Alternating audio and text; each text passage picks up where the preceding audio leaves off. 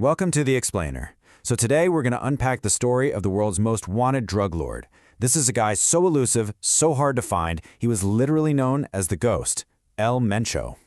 So how do you even begin to hunt a man who has no face? I mean, for years, that was the million-dollar question, or in this case, the $5 million question facing authorities.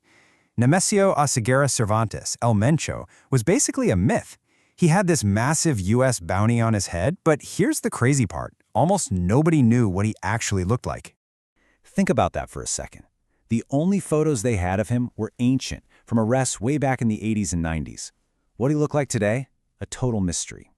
And, that secrecy is what made him one of the most slippery targets in the entire war on drugs. But that all changed on one Sunday morning in February 2026. And boom, just like that, after years and years of hunting, a massive joint operation finally cornered the Ghost. But here's the thing. His death? Well, it didn't end the story. Not by a long shot. In fact, it ignited an absolute firestorm across all of Mexico. So that's the big question, right?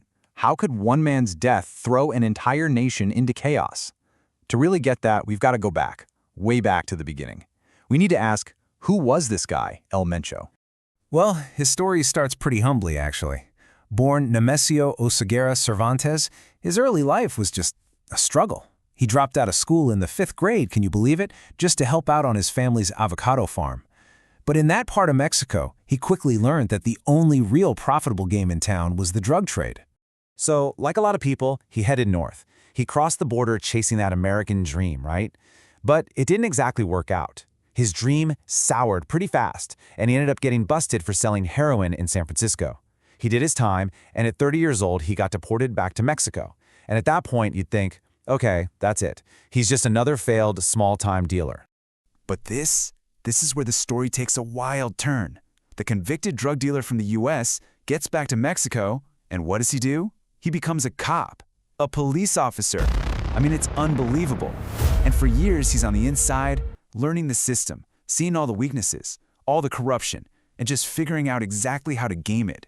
So now he's got this insider knowledge of police corruption, right? He combines that with a very strategic marriage into a powerful cartel family. And with that, El Mencho doesn't just, get back into the drug world. No, he sets out to completely revolutionize it. He starts his own operation, the Cartel de Jalisco New Generation, the CJNG. And he built it differently. This wasn't just some gang. It was a disciplined paramilitary army. I mean, to give you an idea of their firepower, in 2015, they did something no one had ever done before. They used rocket launchers to shoot down a Mexican military helicopter. So, how did they get so insanely powerful so fast? Simple. He made a business pivot. He shifted away from the traditional stuff, coke and heroin, and went all in on highly profitable synthetics. And that one move, experts think it grew the CJNG's war chest to over $20 billion. And let's look at the economics here, because this is fascinating. See, with cocaine, you're always relying on suppliers in South America. But with synthetics like meth and fentanyl, you can cook those up yourself, right in your own labs, with chemicals you can get from China. This gave the CJNG total control of their supply chain. And the profit margins, they weren't just higher, they were exponentially higher. And the absolute cornerstone of this whole new synthetic empire was fentanyl. This is a drug so incredibly potent that it didn't just make them money, it fundamentally changed the entire game for the international narcotics trade. And this number just says it all. 2 milligrams. That's it. That's like a few grains of sand. And that tiny amount is a lethal dose. And the CJNG, they were absolutely flooding the market with this stuff. Okay, but a guy like El Mencho, a monster like this, he doesn't just pop up out of nowhere. He didn't rise in a vacuum. He was really the product of a deeply, deeply broken system. And not just in Mexico either. He was also shaped by some pretty catastrophic mistakes and miscalculations from other countries. You see, for decades, the whole political system in Mexico basically ran on this corrupt understanding with organized crime. It was called plata o plomo, silver or lead. Pretty simple, right? Officials could take a bribe, the silver, or they could take a bullet, the lead. And this system, weirdly, created a kind of fragile stability.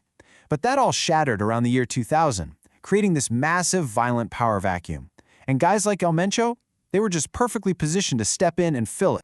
And at the exact same time, you've got the United States making a series of just stunningly bad policy decisions. These failures directly fueled the rise and the militarization of these cartels. I mean, we're talking about everything from empowering them back in the 80s to accidentally creating a superhighway for drugs with NAFTA, and then, on top of all that, arming them, sometimes even on purpose. So if you want one stat that sums it all up, here it is. Between 2014 and 2018, get this, a staggering 70% of all firearms recovered from crime scenes in Mexico were traced directly back to the United States. It's just incredible. And that brings us right back to where we started, back to today. Because the death of Mencho, which really should have been this huge victory in the war on drugs, right? Instead, it's done the opposite. It's revealed just how terrifyingly resilient this whole crisis really is. The very moment the news of his death got out, CJNG launched this massive, coordinated campaign of terror. I mean, they set up hundreds of roadblocks, they were burning buses, attacking businesses, and they did it across 20 different states all at once.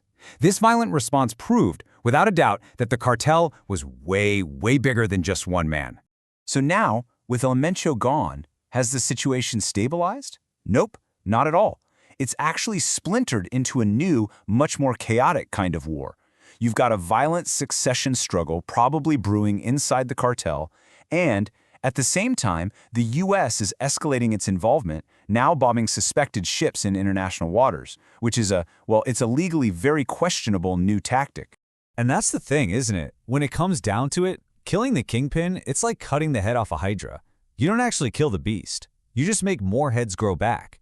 And a lot of the time, those new heads are even more violent and unpredictable than the one you just cut off. So the real takeaway here, the thing we have to understand, is that unless these fundamental root causes are addressed, this whole cycle of violence is just going to keep going. We're talking about the unrelenting demand for drugs in the U.S., the constant river of guns flowing south, the deep-seated corruption, and these global supply chains for the chemicals. That's the real problem.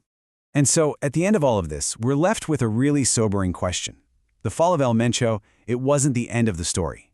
It might just be the beginning of a brand new, even more fragmented chapter in a crisis that affects all of us. A crisis that is, ultimately, going to demand a shared solution.